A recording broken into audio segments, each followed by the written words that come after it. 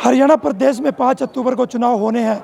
सभी पार्टियों ने अपने अपने उम्मीदवारों को मैदान में उतारा, तो वहीं बीजेपी की जब पहली सूची जारी हुई तो उसके बाद बगावत के सुर दिखाई दिए। प्रीतम खोकर जो बीजेपी पार्टी के नेता थे, उन्होंने पार्टी को अलविदा कहा और अब इनेलो का दामन थामा और इनेलो की टिकट पर आज नामांकन करने जा रहे हैं। प्रीतम जी, क्या नाराज़गी बीजेपी से थी कि बीजेपी में थे आप और बगावत के शुरू उसके बाद दिखाई दिए? देखिए, बात नाराज़गी की नहीं, बात है धोखा की। मेरे साथ धोखा हुआ। मेरे से भारतीय जनता पार्टी ने इतना काम करा है, क्योंकि खरखोदा में उनके पास कोई प्रत्याशी तो छोड़ो, कोई कार्यकर्ता तक नहीं था जो दल बल के साथ, तन मन धन के साथ, दिल से पार्टी की सेवा कर सके। मैंने 2017 में भारतीय जनता पार्टी ज्वाइन की थी। नरेंद्र मोदी जी और माननीय मनोहर जी, सुभाष बराड़ा जी उस टाइम प्रदेश अध्यक्ष थे। इन्होंने खुद बुलाया था, मैं नहीं गया था। इन्होंने खुद बुलाया था मेरे को। कृष्णा मैडम अभी चुनाव लड़ रही हैं, वो बता सकती हैं। वो मेरी मीडिएटर थी और यहाँ अपने दहिया खाप के प्रधान सुरेंद्र दहिया जी थे और धर्मवीर नांदल जी उस टाइम जिलाध्यक्ष थे। ये खुद आए थे मेरे पास और उन्होंने कहा था कि आप एक बार प्रदेश नेतृत्व से एक बार आप बात कर लें, आप जाएं ना जाएं, एक बार बात कर लें। तो बात करने के बाद उन्होंने कहा कि हम आपके साथ अच्छा करेंगे और आपको हमारे पास खरखोदा खाली है, आप मैदान में आओ, हम आपको प्रयास करेंगे चुनाव लड़ाई। फिर ऐसा क्या था कि हाईकमान से कोई बातचीत नहीं हुई थी टिकट को लेकर कि नाराज़गी जताई? कुछ दिन पहले जेजेपी छोड़ी और बीजेपी की टिकट मिल गई, ऐसे उम्मीदवार सामने आ गए। भारतीय जनता पार्टी की हाईकमान का किसी को नहीं पता, भारतीय जनता पार्टी के नेताओं को नहीं पता, भारतीय जनता पार्टी के कार्यकर्ताओं को नहीं पता, किसी को ये नहीं पता कि भारतीय जनता पार्टी की हाईकमान कौन है। ये नहीं पता किसकी चलती है, ये नहीं पता कौन काम करता है, किसके कहने से करता है। कार्यकर्ता सब हताश और निराश हैं। हरियाणा प्रदेश में कोई भारतीय जनता पार्टी का कार्यकर्ता खुश नहीं है। क्या कारण था कि पवन खरखोदा को टिकट दे दी बीजेपी ने? जेजेपी में आने से छोड़कर आए, तुरंत टिकट मिली। देखो, आज एक ऐसा प्रचलन चल गया है, पैसे का बोलबाला हो गया है। कार्यकर्ताओं की कदर नहीं है, काम की कदर नहीं है। जो कार्यकर्ता ज़्यादा फूल चढ़ा दे, चाहे वो किसी रूप में चढ़ा दे, वो चाहे धन से चढ़ा दे, चाहे वो बल से चढ़ा दे। क्या मानते हो पवन खरखोदा पैसे में टिकट ले गया? देखो, मैं एक खरखोदा पवन की नहीं बात कर रहा, मैं तमाम कार्यकर्ता जितने भी टिकटें बदली गई हैं सब ऐसे ही आए। बीजेपी में जब पहली सूची जारी हुई तो बगावत काफ़ी देखने को मिली। करणदेव कंबोज, कविता जैन, देवेंद्र काद्यान और एक आप। मैं कह रहा हूँ, बगावत की बात नहीं, बात है एक व्यवस्था की। उन्होंने व्यवस्थित तरीके से कार्यकर्ताओं की कदर नहीं की। आज सारे कार्यकर्ता और नेता भाग रहे हैं और अभी भागेंगे। अब हरियाणा प्रदेश में कोई भी कार्यकर्ता, मैंने बताया ना, भारतीय जनता पार्टी का कोई भी कार्यकर्ता हताश और निराश है। कारण क्या था ऐसा कि जो पार्टी कहती है हमारे पार्टी में नियम है, नियम अनुसार कार्रवाई करते हैं, हम टिकट देते हैं, ऐसे नहीं कि कुछ छोड़ के कुछ विधायक और मंत्रियों की टिकट काटे हैं बीजेपी ने? यही तो नियम उनके। कार्यकर्ता से काम लो और बाहर के लोगों को टिकट दे दो, यही नियम है भारतीय जनता पार्टी का। अब क्या मुद्दे रहेंगे? अब बीजेपी की मुसीबत तो बढ़ाने जा रहे हो आप।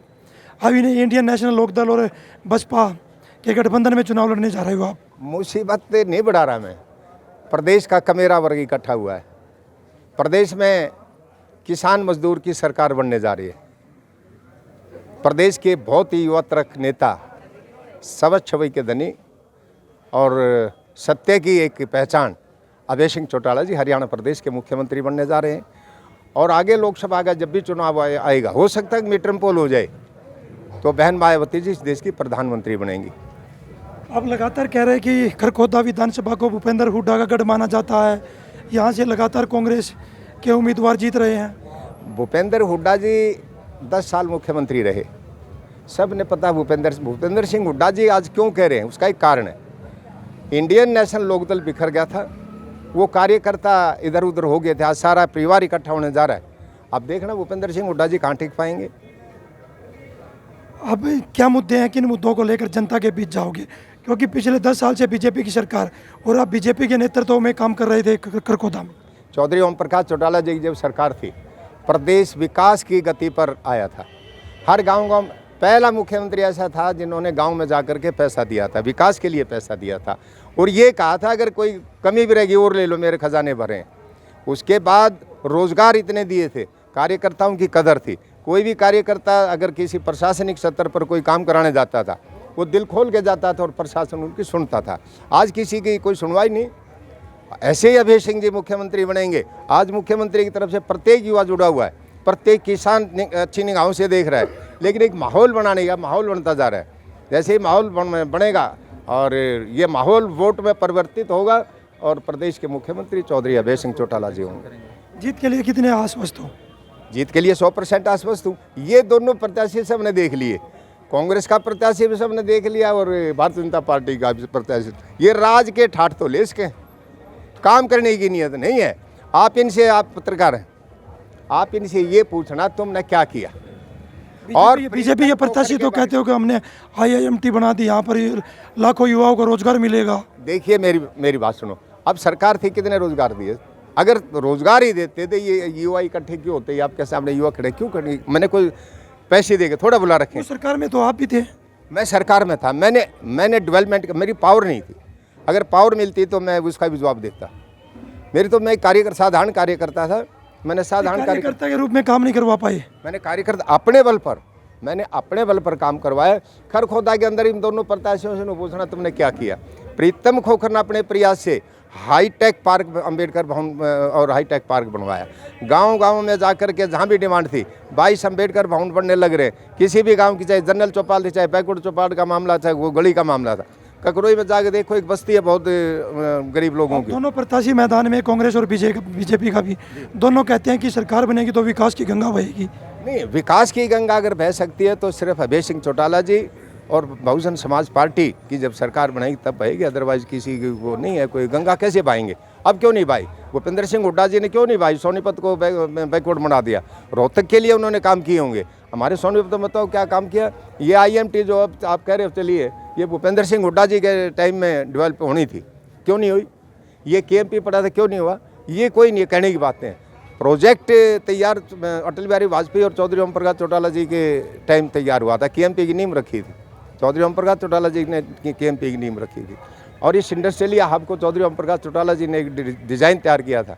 हमारे खरखोदा में बाईपास का चौधरी ओम प्रकाश चौटाला जी के टाइम में डिज़ाइन, ना केवल डिज़ाइन तैयार हुआ था बल्कि बजट आ चुका था। नई अनाज मंडी का सारा सिस्टम अगर किया चौधरी ओम प्रकाश चौटाला ने। चौधरी बंसीलाल जी के बाद वहाँ कीकर जाम रही थी मंडी में, जो अनाज मंडी है खरखोदा की, चौधरी ओम प्रकाश चौटाला जी की नज़र पड़ी, उन्होंने विकसित उसको किया। आज खरखोदा की अनाज मंडी प्रदेश के अंदर शायद पहले या दूसरे नंबर पर है। किसान बिल्कुल हताश और निराश है। उनकी नब्ज को टटोल करके हम उनके पास जाएंगे, वो साथ लगाएंगे, सरकार बनेगी। देखिए, हमारे साथ प्रीतम खोखर इंडियन नेशनल लोकदल और बसपा गठबंधन के उम्मीदवार थे। उनका कहना है कि अगर इंडियन नेशनल लोकदल की सरकार बनती है तो यहाँ पर विकास करवाया जाएगा, बड़े बड़े औद्योगिक लगवाए जाएंगे।